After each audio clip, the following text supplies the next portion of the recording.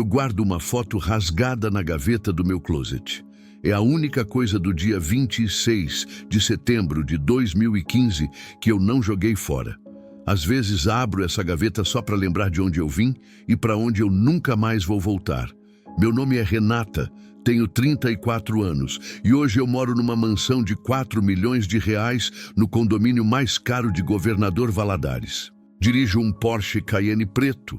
Tenho mais 3 carros na garagem e sou dona de 12 clínicas de estética espalhadas por Minas Gerais e Espírito Santo. Já fui capa de revista de negócios, já recebi prêmio de empresária do ano, já sentei em mesa de jantar com deputado, juiz e dono de construtora.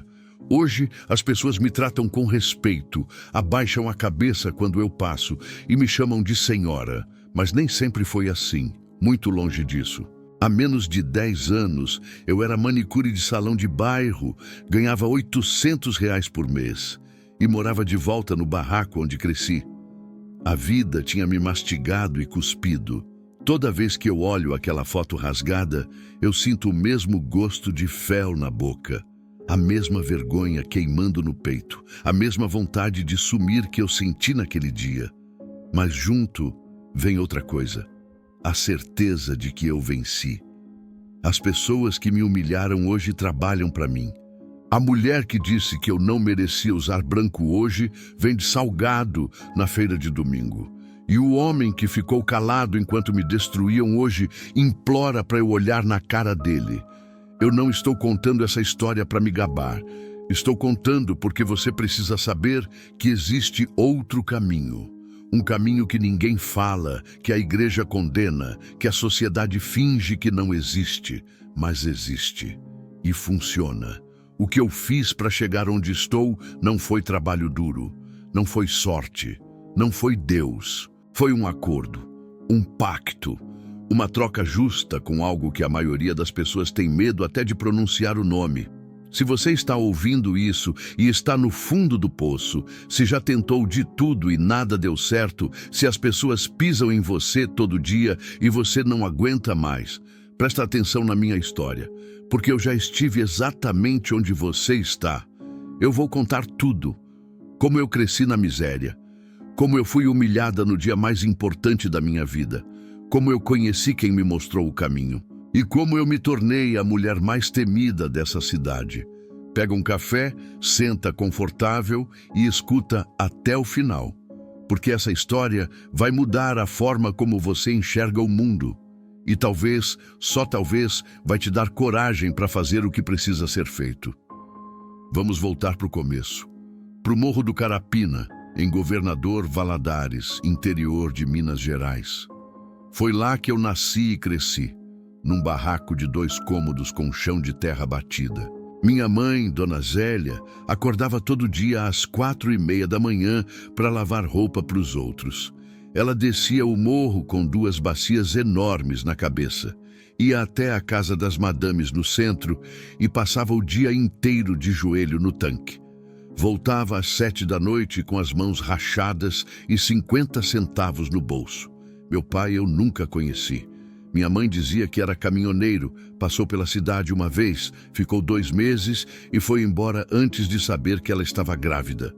Nunca voltou, nunca mandou R$ 1, nunca quis saber se eu tinha nascido viva ou morta. Então era só eu e ela contra o mundo.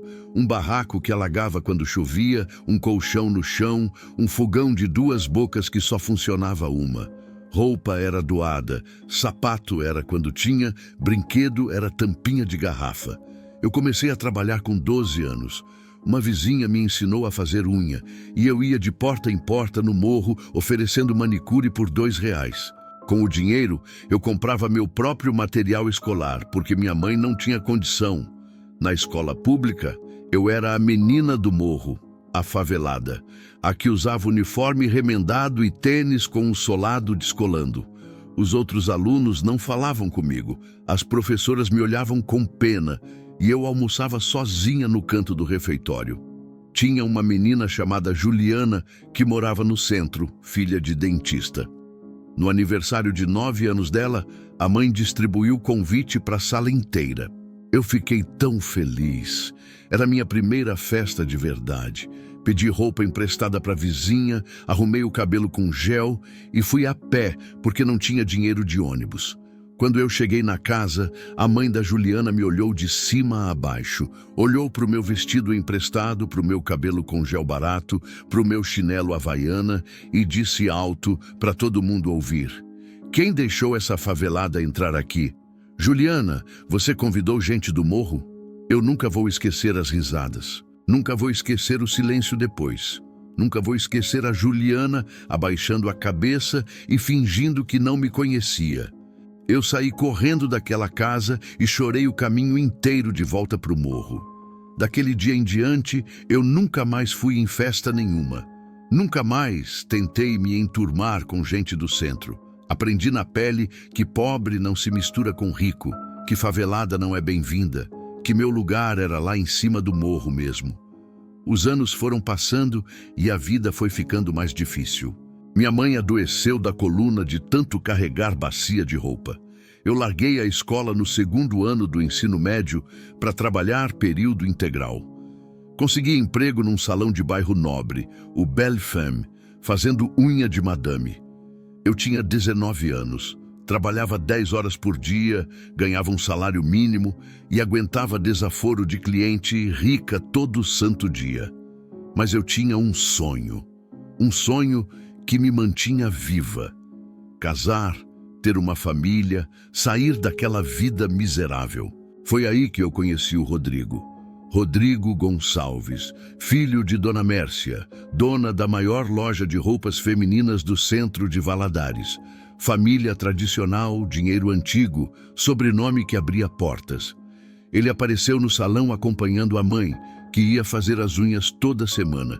Enquanto Dona Mércia era atendida por outra manicure, Rodrigo ficava sentado esperando e ficava me olhando. Era o homem mais bonito que eu já tinha visto. Olhos verdes, cabelo castanho, sorriso de comercial de TV. Parecia artista de novela. E por algum motivo que eu não entendia, ele estava interessado em mim. No começo, eu achei que era brincadeira, que ele estava zoando com a pobre. Mas ele voltava toda semana, sempre arrumava um jeito de puxar conversa. E depois de 2 meses, me pediu o telefone. Eu dei tremendo de medo. A gente começou a se encontrar escondido. Ele me buscava de carro longe do salão, a gente ia para a cachoeira, para a fazenda de um amigo, para qualquer lugar onde ninguém conhecesse a família dele. Ele dizia que me amava, que não ligava para a diferença social, que ia enfrentar a mãe por mim. Eu acreditei. Uai, eu era nova, era boba e estava apaixonada pela primeira vez na vida. Depois de 1 ano namorando escondido, ele me pediu em casamento. Disse que ia contar para a família e que a gente ia casar na igreja matriz de Santo Antônio, a maior da cidade. Quando Dona Mércia soube, o inferno começou. Ela proibiu o casamento, ameaçou deserdar o Rodrigo, disse que eu era golpista, interesseira, que tinha engravidado de propósito para dar o golpe do baú. Eu nem estava grávida, era mentira pura, mas o Rodrigo me prometeu que ia resolver. Disse que ia convencer a mãe, que ela ia aceitar com o tempo que o amor da gente era mais forte que o preconceito dela. E eu, trouxa, acreditei de novo. O casamento foi marcado. 26 de setembro de 2015. Eu passei 8 meses juntando dinheiro para o vestido de noiva. 8 meses comendo só arroz com ovo para economizar cada centavo. 8 meses sonhando com aquele dia. Comprei o vestido mais lindo que eu já tinha visto. Branco, com renda, com véu longo. Parecia princesa quando eu me olhava no espelho. Pela primeira vez na vida, eu me senti bonita, me senti digna, me senti merecedora de algo bom. No dia do casamento, eu acordei às 5 da manhã. Tomei banho demorado, fiz maquiagem caprichada, coloquei o vestido com a ajuda da minha mãe. Dona Zélia chorava de emoção. Dizia que era o dia mais feliz da vida dela, que a filha ia sair daquela miséria, que Deus tinha ouvido as orações. A igreja estava lotada. 200 pessoas, metade do morro que eu convidei, metade da alta sociedade que veio com os Gonçalves. Eu entrei pelo corredor com a marcha nupcial tocando, o coração batendo tão forte que eu achei que ia desmaiar. Rodrigo estava no altar, lindo de terno preto. Ele sorriu para mim, eu sorri de volta. Aquele seria o primeiro dia do resto da minha vida, eu tinha certeza. O padre começou a cerimônia. Leu os votos, falou sobre amor e compromisso e chegou naquela parte que todo mundo conhece. Se alguém tem algo contra esse casamento, fale agora ou cale-se para sempre. Silêncio na igreja. Eu respirei aliviada, mas durou só 2 segundos, porque Dona Mércia levantou do banco da frente, caminhou devagar até o altar e parou na minha frente. Eu não entendi o que estava acontecendo. Achei que ela ia me dar um abraço, me aceitar finalmente na família. Mas o olhar dela era de puro ódio. Um ódio que eu nunca tinha visto na vida. Dona Mércia levantou a mão e arrancou o véu da minha cabeça. Arrancou com força, rasgou parte do vestido junto e disse alto, para a igreja inteira ouvir: essa vagabunda de favela não vai casar com meu filho. Eu congelei, não conseguia me mexer, não conseguia falar, só ficava ali parada enquanto ela continuava. Gente do morro não merece usar branco. Gente do morro usa é a roupa que a gente doa. Essa interesseira engravidou meu filho para dar o golpe, mas não vai conseguir. Patrícia e Fernanda, as cunhadas, começaram a rir alto. Uma risada debochada, cruel, que ecoava nas paredes da igreja. Os convidados do lado dos Gonçalves cochichavam e apontavam. Os do morro ficaram em choque. Eu olhei para o Rodrigo pedindo socorro, implorando com os olhos para ele fazer alguma coisa, dizer alguma coisa, me defender. Mas ele só abaixou a cabeça. Ficou em silêncio. Não disse uma palavra sequer. Patrícia gritou do banco: volta para o morro, sua interesseira, lá é seu lugar. Fernanda completou: achava mesmo que ia virar gente favelada? E as duas continuaram rindo. Eu não aguentei. Saí correndo da igreja com o vestido rasgado, descalça porque o salto quebrou, ouvindo as risadas ecoando atrás de mim. Corri sem saber para onde. Só queria sumir, queria morrer, queria que o chão abrisse e me engolisse. Minha mãe me encontrou 2 horas depois, sentada num banco de praça, suja de terra, chorando tanto que não conseguia respirar. Ela me abraçou e chorou junto. Naquele momento, eu desejei nunca ter nascido.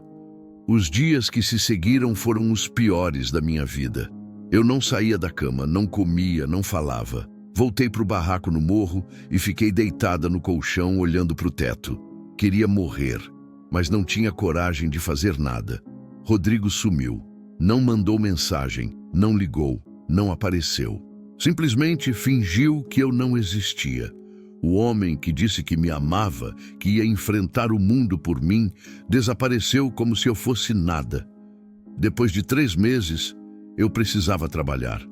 O dinheiro tinha acabado, minha mãe estava doente e alguém precisava pagar as contas. Voltei para o Belle Femme com o rabo entre as pernas, engolindo a humilhação, fazendo unha de madame como se nada tivesse acontecido. Foi aí que minha vida começou a mudar. Não por Deus, não por sorte. Por uma mulher misteriosa chamada Susana, que apareceu no salão numa terça-feira chuvosa de janeiro de 2016. Susana tinha uns 60 anos, cabelo grisalho impecável, roupas elegantes, mas discretas. Usava joias que eu sabia que custavam mais que meu salário do ano inteiro. Mãos macias de quem nunca lavou um prato na vida. Ela começou a aparecer toda semana, sempre no meu horário, sempre pedindo para eu fazer as unhas dela. No começo, eu estranhei. Uma mulher rica daquelas podia ir em qualquer salão de luxo, porque escolhia justamente o Belle Femme. Eu desconfiei que era amiga de Dona Mércia, que tinha vindo me espionar, ver como eu estava, contar para a família Gonçalves que eu estava destruída. Por isso eu tratava ela com educação, mas mantinha distância. Susana não perguntava nada, não puxava assunto sobre minha vida. Só sentava, esticava as mãos e ficava me observando em silêncio enquanto eu trabalhava. Aqueles olhos castanhos pareciam ver através de mim.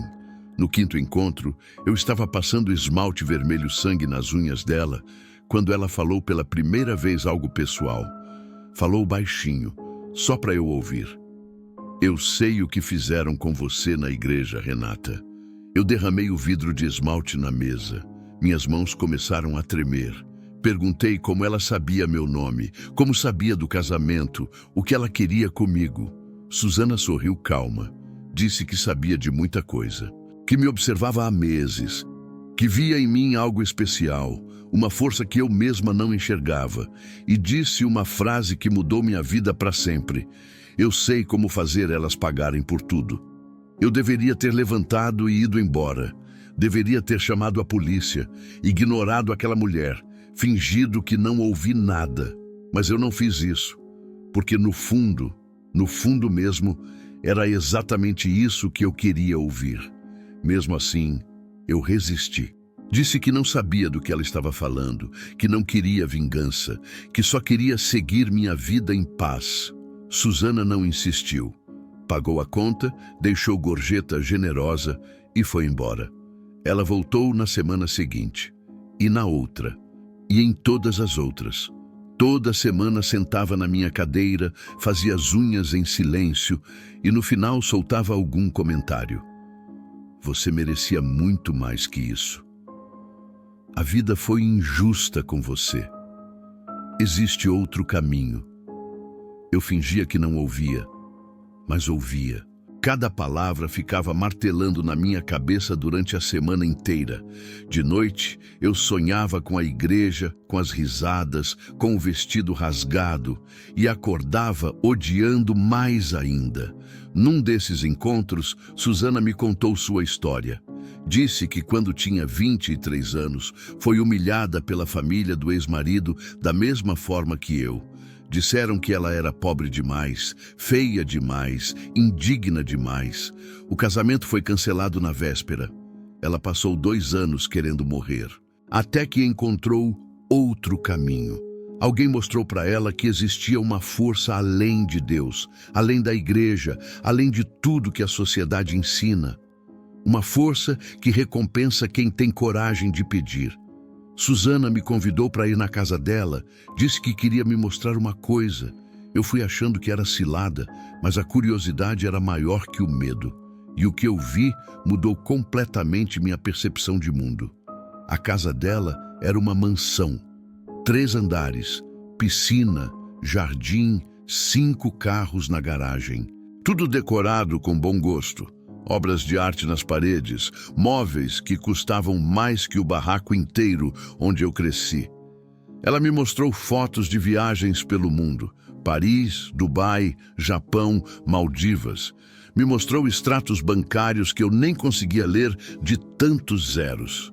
Me mostrou uma vida que eu achava que só existia em filme e disse que tudo aquilo veio depois do acordo. Depois que ela aceitou a ajuda de quem realmente podia ajudar. Depois que ela entendeu que Deus não liga para gente como a gente, que a igreja é para os ricos e que o único jeito de vencer nesse mundo é jogando com outras regras. Eu fui embora daquela casa com a cabeça girando. Passei a semana inteira pensando no que ela disse. Será que era verdade? Será que era golpe? Será que eu estava ficando louca de considerar aquilo? Rezei para Deus me dar um sinal. Fui na igreja com minha mãe. Tentei prestar atenção no culto. Tentei sentir a presença do Espírito Santo. Mas só sentia vazio. Um vazio enorme que nenhuma oração preenchia. O sinal veio no sábado seguinte. Eu estava no sofá do barraco, cansada de mais um dia de trabalho, quando liguei a TV e vi Dona Mércia no jornal local. Ela estava recebendo o prêmio de Empresária do Ano da Associação Comercial. No discurso de agradecimento, ela disse que devia tudo à família, unida e abençoada por Deus. Que era uma mulher de fé, de valores, de princípios cristãos. Que Deus tinha recompensado sua dedicação e honestidade. Eu senti uma raiva que nunca tinha sentido antes. Uma raiva que queimava por dentro, que tirava meu ar, que fazia minhas mãos tremerem. Aquela mulher tinha destruído minha vida e estava ali sendo aplaudida como santa. Naquela noite, eu sonhei com a igreja de novo, mas dessa vez era diferente. Dessa vez, eu não estava correndo. Eu estava parada no altar, de vestido vermelho, e Dona Mércia é que estava de joelhos implorando perdão. Acordei às 3 da manhã suando frio. Peguei o telefone e liguei para Susana. Quando ela atendeu, eu disse só uma frase: eu aceito, me mostra esse caminho. Susana marcou para sexta-feira seguinte. Disse para eu não comer nada depois das 6 da tarde, para vestir roupa branca e para não contar para ninguém onde eu estava indo. Passei a semana inteira com o estômago embrulhado de nervoso. Na sexta-feira, eu inventei para minha mãe que ia dormir na casa de uma amiga. Ela estranhou porque eu não tinha amigas, mas não perguntou muito. Às 11 da noite, Susana estacionou o carro preto no pé do morro e eu desci correndo. Ela dirigiu em silêncio por uns 40 minutos. Saímos de Valadares, pegamos estrada de terra e fomos entrando cada vez mais no escuro. Eu não reconhecia nada, não tinha sinal no celular e o medo começou a apertar. Chegamos numa fazenda abandonada perto de Itambacuri. A casa era antiga, devia ter uns 100 anos, com paredes descascando e janelas quebradas. Parecia cenário de filme de terror. Meu coração disparou. Susana desceu do carro calma, como se estivesse chegando num shopping. Disse para eu confiar nela, que nada de mal ia acontecer, que aquela noite ia mudar minha vida para sempre. Eu respirei fundo e segui ela para dentro. O cheiro foi a primeira coisa que me atingiu. Terra molhada misturada com algo podre, algo morto. Um cheiro que entrava pelo nariz e descia até o estômago. Quase vomitei ali mesmo. A sala estava iluminada só por velas. 13 velas vermelhas dispostas em círculo no chão de madeira podre. No centro do círculo, uma bacia de cobre cheia de um líquido escuro que parecia sangue velho. Tinha mais 3 mulheres ali, todas de branco, todas em silêncio, todas com aquele mesmo olhar de quem já viu coisa demais. Susana me apresentou só pelo primeiro nome e disse que eram irmãs de caminhada. Ela me mandou tirar os sapatos e entrar no círculo. O chão estava gelado, muito mais gelado do que deveria estar numa noite de março. Cada passo que eu dava, as velas tremiam como se tivesse vento, mas não tinha. Susana pegou uma navalha de prata de dentro da bolsa. A lâmina brilhava na luz das velas. Ela segurou minha mão direita com firmeza e disse: isso vai doer um pouco, mas a dor passa. O que você vai ganhar é para sempre. Ela cortou a ponta do meu dedo indicador. Não foi fundo, mas ardeu. O sangue começou a pingar e ela direcionou minha mão para cima da bacia de cobre. Contou em voz alta: 1 gota, 2 gotas, 3 gotas, até chegar em 7. Quando a 7ª gota caiu no líquido escuro, a bacia começou a borbulhar.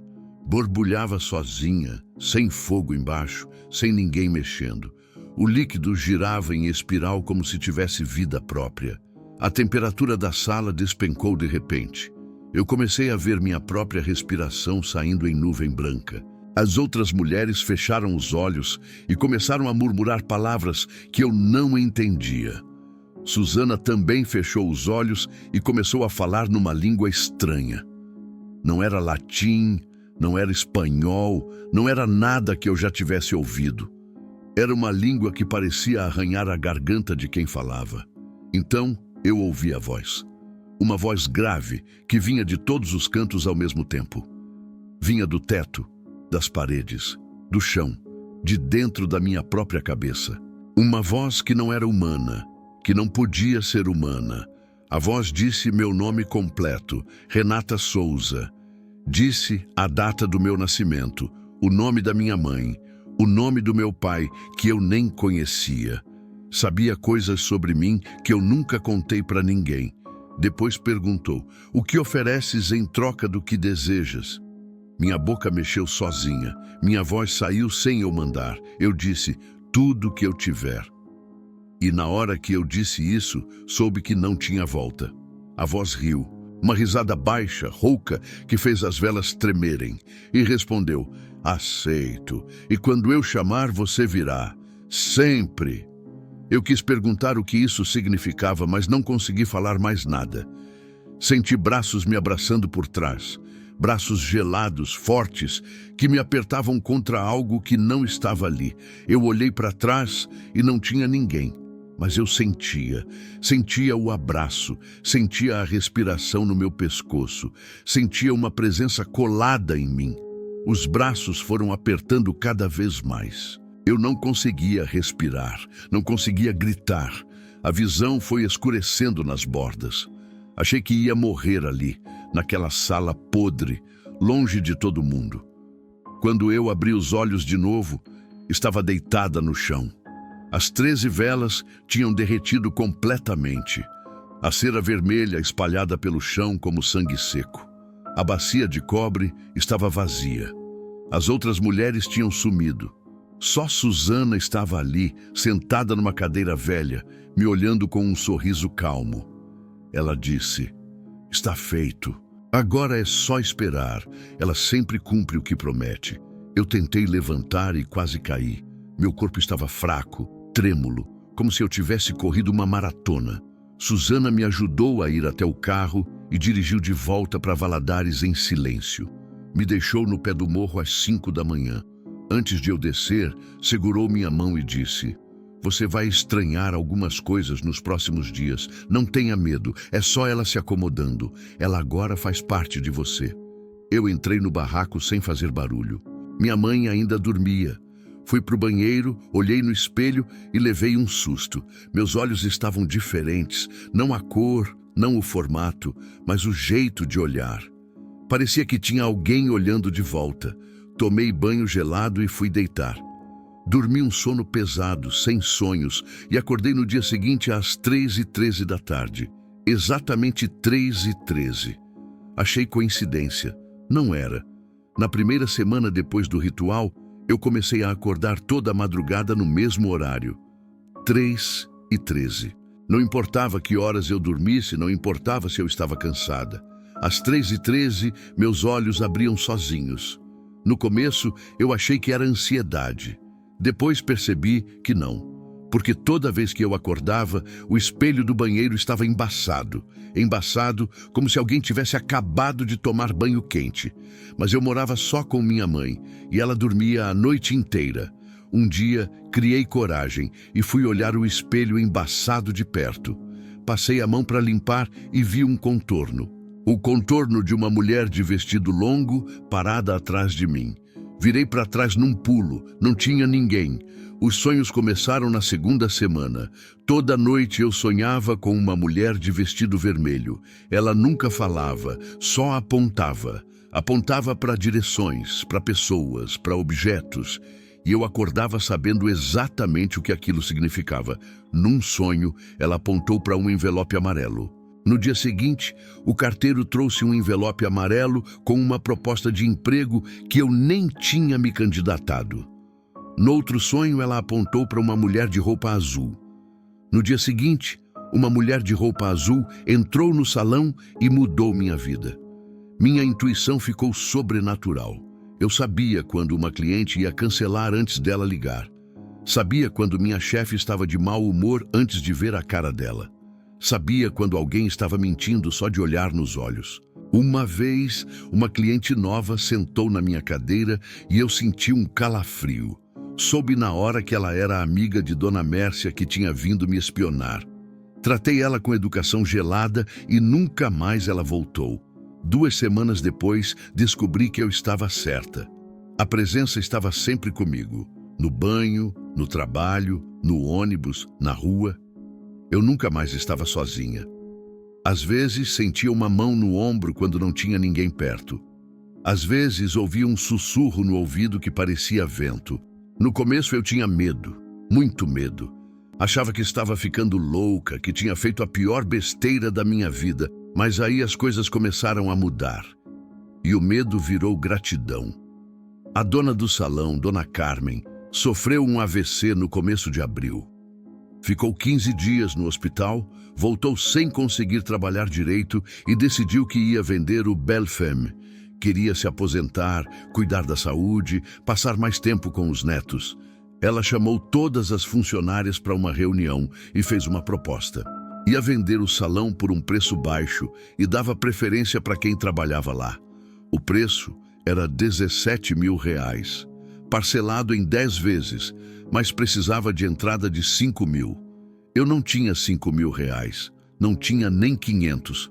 Meu salário mal dava para pagar as contas do mês. Saí da reunião arrasada, achando que tinha perdido a única oportunidade da minha vida. No dia seguinte, um advogado ligou no meu celular. Disse que era do escritório Mendes em Associados, que estava tentando me localizar há meses. Meu coração gelou, achando que era problema. Mas não era problema. Era herança. Um tio-avô que eu tinha visto 2 vezes na vida, irmão do meu avô materno, tinha morrido 6 meses antes e tinha deixado um dinheiro guardado para mim no testamento. O valor da herança era R$17.400. Exatamente. Quando o advogado falou o número, eu precisei sentar. Não era coincidência. Não podia ser coincidência.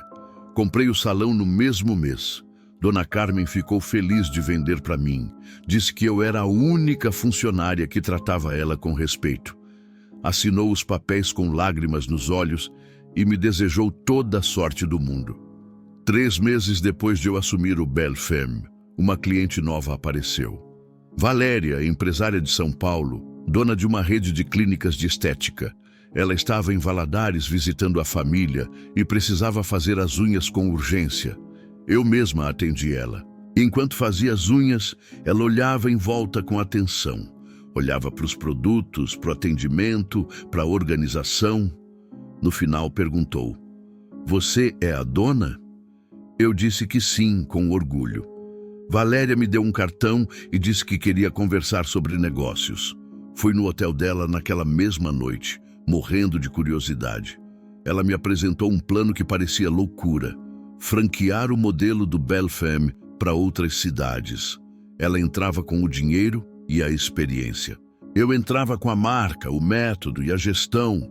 O lucro era dividido meio a meio. Se funcionasse, a gente podia expandir para Minas inteira, para o Brasil inteiro. Eu não dormia aquela noite. Ficava pensando que era golpe, que era bom demais para ser verdade, que ninguém dava oportunidade assim para manicure de morro. Mas a mulher de vermelho apareceu no sonho e acenou que sim. Assinei o contrato em junho de 2016. Em dezembro, a gente abriu a segunda clínica em Ipatinga. Em 2017, mais 2 em Teófilo Otoni e Caratinga. O dinheiro começou a entrar de um jeito que eu nunca imaginei. Homens começaram a me notar na rua. Homens que antes nem olhavam para mim, agora abriam a porta, puxavam a cadeira, pagavam a conta. Eu não tinha mudado fisicamente, mas alguma coisa em mim tinha mudado. Alguma coisa que eles sentiam sem saber explicar. Troquei o barraco no morro por um apartamento de 2 quartos no centro. Depois troquei por uma casa no bairro Nobre. Comprei carro zero, roupas de marca, joias que eu antes só via na vitrine. Cada conquista era uma vitória contra todo mundo que duvidou de mim. 2019 foi o ano da explosão. 8 clínicas funcionando em Minas, mais de 100 funcionárias, faturamento de milhões. Eu apareci no jornal local como a empresária que saiu do morro e conquistou o estado. Quando a matéria saiu, eu mandei imprimir e emoldurar. Pendurei na parede da minha sala, bem na frente da porta de entrada. Todo mundo que entrava na minha casa via aquela matéria primeiro. Era meu troféu. 2021 foi ainda maior. Expansão para o Espírito Santo. 4 clínicas novas, 12 unidades no total. Capa da revista Pequenas Empresas Grandes Negócios como a rainha da estética do Sudeste. Entrevistas em rádio, TV, podcast. Comprei a mansão no condomínio mais caro de Valadares. 4 suítes, piscina de borda infinita, vista para o pico do Ibituruna. Mesma vista que eu tinha do barraco no morro, mas do lado de cá do mundo. O lado de quem venceu. Coleção de carros, Porsche Cayenne preto, BMW X5 branca, Mercedes conversível vermelha, apartamento de temporada em Guarapari, de frente para o mar. Conta na Suíça que Valéria me ensinou a abrir. Vida de revista. O momento exato em que eu soube que tinha vencido aconteceu num jantar de sábado. Eu estava no Divino Sabor, o restaurante mais caro da cidade, comemorando o aniversário de uma das minhas gerentes. Champanhe na mesa, entrada de camarão, risoto de trufa. A gente ria alto, brindava, tirava foto. Eu estava no auge da felicidade quando vi movimento na porta da cozinha. Uma funcionária saiu carregando uma caixa de legumes. Uniforme branco sujo, cabelo preso, cara de cansada. Demorei uns segundos para reconhecer, mas quando reconheci, o mundo parou. Era Dona Mércia. Maria Mércia Duarte Gonçalves, a mulher que arrancou meu véu na igreja, a mulher que disse que gente do morro não usa branco, trabalhando como auxiliar de cozinha no restaurante onde eu jantava. Nossos olhos se cruzaram. Ela me reconheceu na hora. Vi o rosto dela ficar branco, depois vermelho. Vi ela abaixar a cabeça de vergonha. Vi ela praticamente correr de volta para a cozinha. Eu chamei o garçom e pedi mais uma taça de champanhe. Brindei olhando para a porta da cozinha. Nunca um champanhe foi tão doce na minha boca. Mas aquilo foi só o começo da vingança. Porque eu não queria só ver Dona Mércia humilhada. Eu queria participar ativamente da destruição dela e de toda a família Gonçalves. Descobri que a loja de roupas da Mércia estava passando por dificuldades. A pandemia tinha quebrado muitos comerciantes e ela não foi exceção. Estava devendo aluguel, devendo fornecedor, devendo banco. O prédio comercial onde ficava a loja era de um investidor de Belo Horizonte. Fiz uma proposta irrecusável e comprei o prédio inteiro. 22 lojistas, todos agora pagando aluguel para mim, incluindo a loja de Dona Mércia. No mês seguinte, mandei um comunicado. Reajuste de aluguel em 150%. Todos os lojistas reclamaram, mas pagaram. Menos Dona Mércia. Ela não tinha como pagar. Mandei meu advogado apertar. Notificação extrajudicial, processo de despejo, cobrança, judicial. Em 6 meses, a loja fechou. 40 anos de história, acabados. Dona Mércia saiu do prédio com 2 caixas de papelão nos braços. Rodrigo tentou intervir. Veio me procurar no escritório. Pediu para eu ter piedade da mãe dele. Eu deixei ele esperando na recepção por 2 horas. Quando finalmente recebi, olhei com nojo e disse: "Pede piedade para Deus. Comigo não tem." As cunhadas foram as próximas. Patrícia, a mais velha, era casada com um vereador que foi preso por corrupção. Quando o marido caiu, ela ficou sem nada. Perdeu a casa, o carro, a conta no banco. Tudo bloqueado pela justiça. 6 meses depois da prisão do marido, Patrícia me mandou mensagem pelo LinkedIn. Não sabia que a empresa era minha. Só viu uma vaga de recepcionista e se candidatou. Tenho experiência com atendimento ao público e boa apresentação. Eu contratei. Paguei salário mínimo, exigi uniforme, coloquei ela na recepção da clínica matriz. A mesma Patrícia que gritou: "Volta pro morro, sua interesseira", agora me chamava de Senhora Renata e oferecia café. Fernanda veio 3 meses depois. Viu a irmã trabalhando, engoliu o orgulho e veio pedir emprego também. A família tinha perdido tudo. O pai das 2 tinha morrido do coração. A mãe estava vendendo salgado na feira. Também contratei. Também salário mínimo. Também uniforme. Também Senhora Renata. Coloquei as 2 na mesma clínica, trabalhando lado a lado. Imagina a cena. As irmãs Gonçalves, princesas de Valadares, servindo café para os meus clientes. Uma vez por mês, eu faço questão de ir pessoalmente nessa clínica. Entro de salto alto, bolsa de marca, perfume caro. As 2 levantam quando eu chego, abaixam a cabeça, perguntam se eu quero alguma coisa. Eu sempre peço um café. e sempre tomo olhando nos olhos delas, olhando e lembrando das risadas na igreja, olhando e saboreando cada gole como se fosse o néctar mais doce do mundo. O Rodrigo foi o último. Depois que a família quebrou, ele perdeu o emprego na empresa do pai, perdeu o apartamento, perdeu os amigos.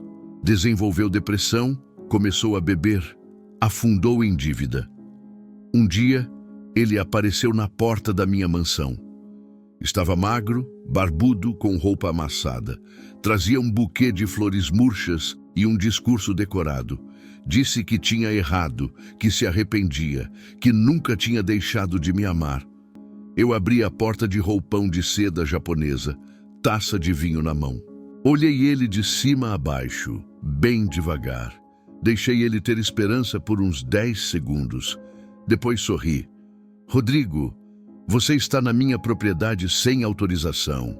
Meu segurança vai te escoltar até o portão. Se você voltar aqui, eu chamo a polícia. Fechei a porta na cara dele e fui terminar meu vinho na varanda. Depois disso, ele ainda tentou mais umas 3 vezes. Mandou carta, mandou mensagem, mandou amigo interceder. Eu não respondi nenhuma. Para mim, Rodrigo Gonçalves não existe mais. É só um fantasma do passado. Hoje, Dona Mércia vende salgado na feira de domingo. Coxinha, bolinha de queijo, empada de frango. Eu faço questão de ir comprar uma coxinha todo mês. Pago com nota de 100 e falo para ficar com o troco. Ela aceita tremendo. Nunca olha nos meus olhos, nunca diz obrigada, mas pega o dinheiro porque precisa. E eu vou embora saboreando minha coxinha com gosto de vitória. Mas nada nessa vida vem de graça. Eu sabia desde o começo que tinha um preço. Suzana me avisou, a voz na fazenda me avisou, e agora eu pago todo mês sem reclamar, porque o preço, por mais pesado que seja, ainda é menor que o sofrimento que eu tinha antes. Toda lua cheia, sem exceção, eu dirijo até a fazenda em Itambacuri. Não importa se está chovendo, se eu estou doente, se tenho compromisso. Às 11 da noite, eu pego a estrada e faço o caminho que já conheço de cor. Levo oferendas específicas. Vinho tinto do mais caro, mel puro de abelha, velas vermelhas de cera de verdade. E sempre um objeto pessoal de alguém. Alguém que eu quero prejudicar. Alguém que cruzou meu caminho. Alguém que precisa aprender uma lição. O ritual dura até às 3 da manhã.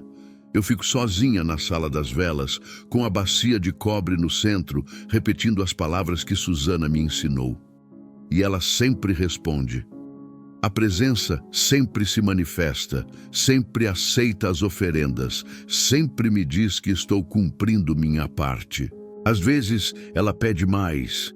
Às vezes a voz sussurra que preciso trazer alguém, uma mulher desesperada, uma mulher humilhada, uma mulher que está no fundo do poço igual eu estava. Eu procuro, eu encontro, eu apresento para Suzana e o ciclo continua. Já perdi a conta de quantas mulheres eu recrutei nesses anos, 10, talvez 15, todas com histórias parecidas com a minha.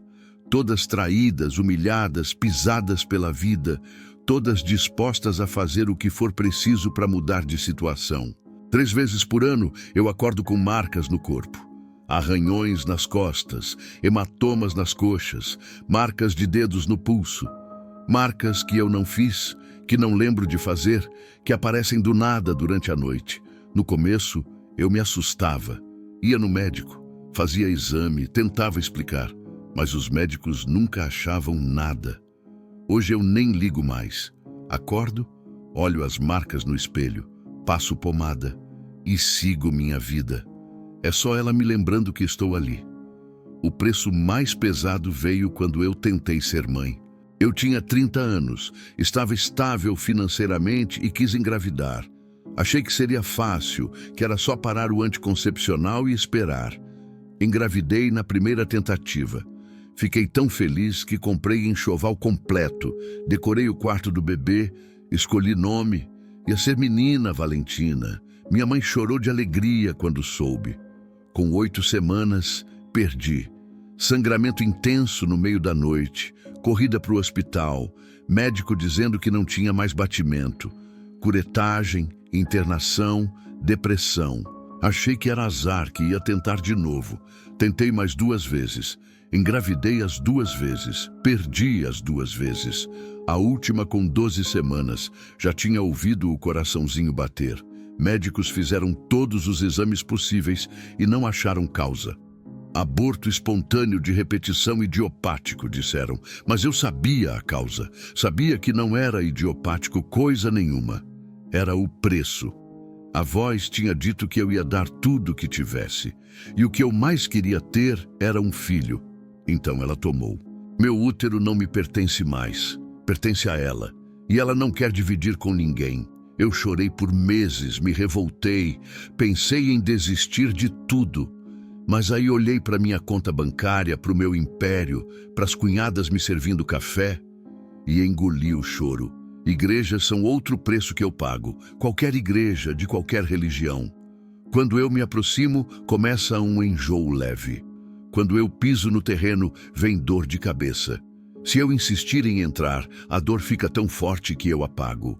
Descobri isso no velório de uma tia distante, 2 anos depois do ritual. A missa de 7º dia foi na igreja católica do bairro. Eu entrei achando que ia aguentar, que era só superstição minha. Em 10 minutos eu estava no chão, sangrando pelo nariz. Desde então, eu não piso em igreja nenhuma. Velório, eu vou só no cemitério. Casamento, eu mando presente e dou desculpa. Natal com a família, eu passo mal e não apareço. Minha mãe acha que é frescura. Não é. A solidão é o último preço. E talvez o mais difícil de todos. Porque dinheiro não compra companhia de verdade. Não compra alguém que te ame pelo que você é. Não compra uma mão para segurar quando você acorda às 3 da manhã. Homens aparecem toda hora. Homens bonitos, ricos, interessantes. Eu namoro quando quero, levo para mansão, tenho noites boas. Mas nenhum fica. Nenhum aguenta mais de 3 meses. Todos começam a ter pesadelos na 2ª semana. Sonham com a mulher de vermelho, acordam suando, não conseguem explicar. Depois começam a sentir algo estranho na casa. Uma presença, um frio, um olhar que os observa. Em 2 meses, já estão arranjando desculpa para ir embora. Trabalho, família, distância, qualquer coisa serve para fugir. E eu deixo ir, porque eu sei que não sou mais capaz de ter alguém de verdade. Ela não permite. 2022 foi o ano que eu mais duvidei. Minha mãe, Dona Zélia, descobriu um câncer no pâncreas. O médico disse que era agressivo, que tinha espalhado, que ela tinha 6 meses se não fizesse tratamento. Eu paguei o melhor hospital de Belo Horizonte. Quimioterapia importada, cirurgia com especialista, quarto particular. Dinheiro não era problema. Mas dinheiro não compra tudo. Não compra cura garantida, não compra mais tempo. Minha mãe emagreceu 15 quilos em 2 meses. Ficou careca, fraca, amarelada. Mas nunca perdeu a fé. Pedia para as amigas da igreja orarem. Ouvia hino gospel o dia inteiro. Lia a Bíblia mesmo quando não conseguia enxergar direito. Num dia que eu fui visitar, ela segurou minha mão com a força que ainda tinha. Me olhou nos olhos e disse: "Minha filha, eu vou morrer. Eu sei que vou. Mas eu vou morrer em paz se você voltar para Jesus. Volta enquanto dá tempo." Eu quis chorar, mas não consegui. Fazia anos que eu não chorava de verdade. Parecia que a capacidade de chorar tinha secado junto com a capacidade de ter filho. Só fiquei ali, segurando a mão dela em silêncio. Naquela noite eu não dormi. Fiquei pensando na minha vida, nas minhas escolhas, no caminho que eu tinha tomado. Será que valia a pena? Será que o dinheiro compensava a solidão? Será que a vingança compensava não poder ter filho? Decidi tentar. Pela minha mãe, decidi tentar voltar. Pesquisei uma igreja pequena no interior, bem longe de Valadares, onde ninguém me conhecia. Fui num domingo de manhã, sozinha, de roupa simples. Entrei na igreja e o enjoo veio na hora. Ignorei. Sentei no último banco e tentei acompanhar o culto. A dor de cabeça começou antes do primeiro hino terminar. Ignorei também. Fechei os olhos e tentei rezar. Pai nosso que estás no céu, santificado seja o vosso nome, venha a nós o vosso reino. Na terceira frase, meu nariz começou a sangrar. Sangue escorrendo pela boca, pingando na roupa, manchando o banco. Eu quis continuar. Quis provar que era mais forte que ela, mas meu corpo não deixou. A visão escureceu, as pernas amoleceram e eu caí no chão da igreja. A última coisa que ouvi foram gritos de "chama a ambulância". Acordei no meu carro, estacionado na garagem da mansão. Não lembro de ter saído da igreja, não lembro de ter dirigido, não lembro de nada. Só sei que estava em casa, com a roupa ainda manchada de sangue, e eram 6 da tarde. A mensagem estava clara: não tem volta. Eu assinei um contrato, dei minha palavra, ofereci tudo o que tinha. E ela aceitou. Agora eu sou dela até o fim. Não adianta rezar, não adianta se arrepender, não adianta correr. Passei 3 dias trancada no quarto pensando. 3 dias sem comer direito, sem trabalhar, sem falar com ninguém. A presença estava mais forte que nunca, como se estivesse me vigiando, esperando minha decisão. No 4º dia, liguei a televisão para distrair a cabeça. E a primeira coisa que apareceu foi um vídeo no Instagram. Patrícia, minha ex-cunhada, tinha postado um story no trabalho. Estava uniformizada, servindo café, com a legenda "Gratidão pelo emprego, Deus é fiel". Eu ri. Ri alto, sozinha, no quarto escuro. Dona Mércia vendendo salgado na feira. Rodrigo alcoólatra e falido. Patrícia e Fernanda me chamando de senhora. Todos destruídos, todos pagando pelo que fizeram. Naquele momento eu tive minha resposta. Vale a pena. Cada gota de sangue que eu dei, cada filho que eu perdi, cada noite sozinha nessa mansão enorme, tudo vale a pena. Porque a alternativa era continuar sendo pisada para o resto da vida. Minha mãe não desistiu de me salvar. Mesmo doente, mesmo fraca, ela insistia que eu precisava voltar para a igreja. E quando viu que eu não ia sozinha, trouxe a igreja até mim. Pastor Erivaldo era famoso na região. Diziam que ele tinha dom de libertação, que já tinha expulsado demônio de centenas de pessoas. Minha mãe implorou para ele vir na minha casa, e ele veio. Trouxe mais 3 obreiros, óleo ungido, Bíblia de capa preta e um cajado de madeira. Eles chegaram num sábado à tarde. Eu deixei entrar porque não queria brigar com minha mãe. Achei que ia ser rápido, que eles iam rezar um pouco e ir embora. Mas não foi rápido. Foram 7 horas, 7 horas de oração sem parar. Pastor Erivaldo gritando, obreiros cantando, minha mãe chorando no canto. Eles jogaram óleo na minha cabeça, na minha casa, nos meus móveis. Leram a Bíblia inteira, ou pelo menos pareceu. Eu fingi. Fingi sentir alguma coisa, fingi chorar, fingi pedir perdão. Quando eles mandaram eu cair no espírito, eu caí. Quando mandaram falar em línguas, eu inventei umas palavras. Fiz o teatro completo.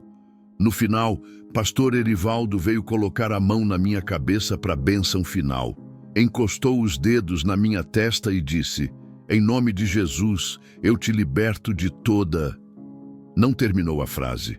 Alguma coisa jogou ele contra a parede. Não fui eu estava parada. Mas alguma força invisível empurrou aquele homem de quase 100 quilos como se fosse boneco de pano. Ele bateu as costas no gesso e caiu sentado no chão. Os obreiros correram para ajudar. Pastor Erivaldo levantou pálido, suando, tremendo. Olhou para mim com um medo que eu nunca vi em ninguém. E disse baixinho: "Eu nunca senti nada tão pesado assim. Isso aqui não é demônio comum." Eles foram embora em 5 minutos. Nem se despediram direito, nem levaram o óleo que tinham deixado. Saíram quase correndo, e o pastor ainda olhou para trás 3 vezes antes de entrar no carro. Minha mãe ficou de joelhos na minha sala, chorando, implorando: "Minha filha, pelo amor de Deus, o que você fez? O que você fez com sua vida? Eu preferia te ver pobre e salva do que rica e perdida assim." Eu me ajoelhei na frente dela. Segurei o rosto enrugado da minha mãe com as duas mãos. E falei com toda a calma que eu tinha. Mãe, eu te amo mais que tudo, mas eu prefiro o inferno rica do que o céu humilhada. Ela chorou mais ainda. Disse que eu estava condenada, que ela tinha falhado como mãe, que ia rezar por mim até o último dia de vida. Eu deixei ela falar, deixei ela chorar. Depois chamei um táxi e mandei ela para casa. A gente não se falou por 2 anos depois daquele dia. 2 anos de silêncio completo. Eu ligava para saber do tratamento através de uma prima, pagava as contas do hospital, mas não aparecia. Ela também não me procurava. O câncer dela entrou em remissão no final de 2023.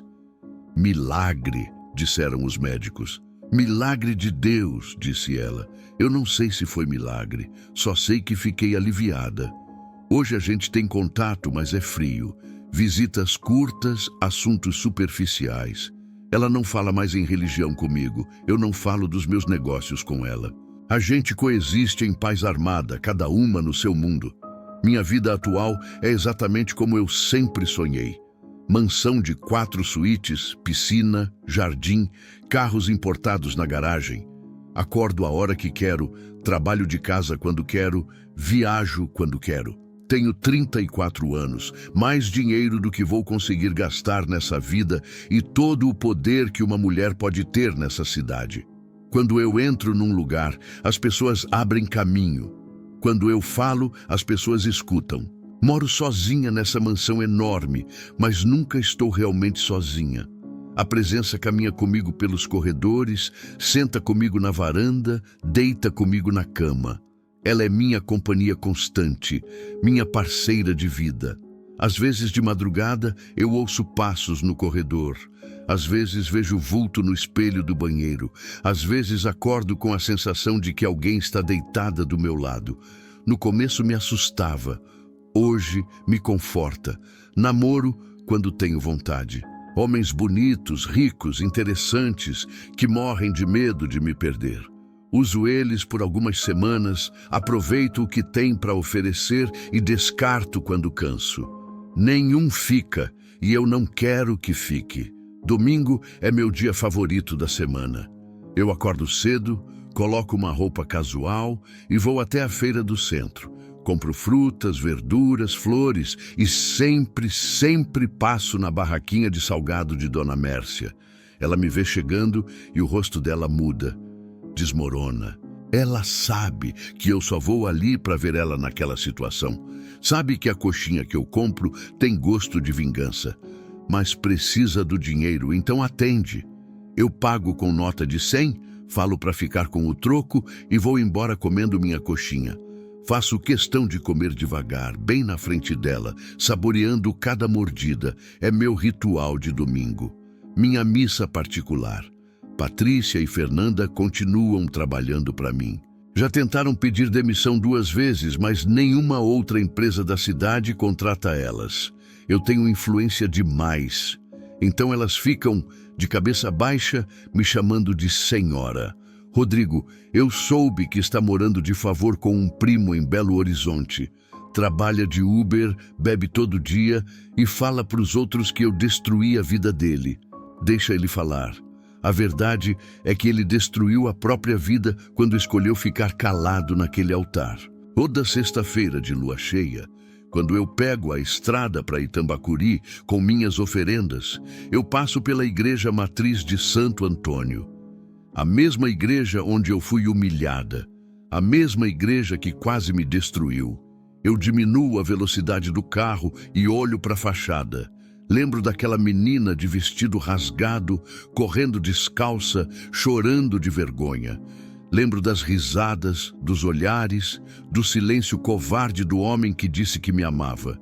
E então eu olho para o meu reflexo no retrovisor. Cabelo arrumado, maquiagem perfeita, brinco de diamante. Mulher rica, poderosa, respeitada. Dona do próprio destino, dona da própria vida.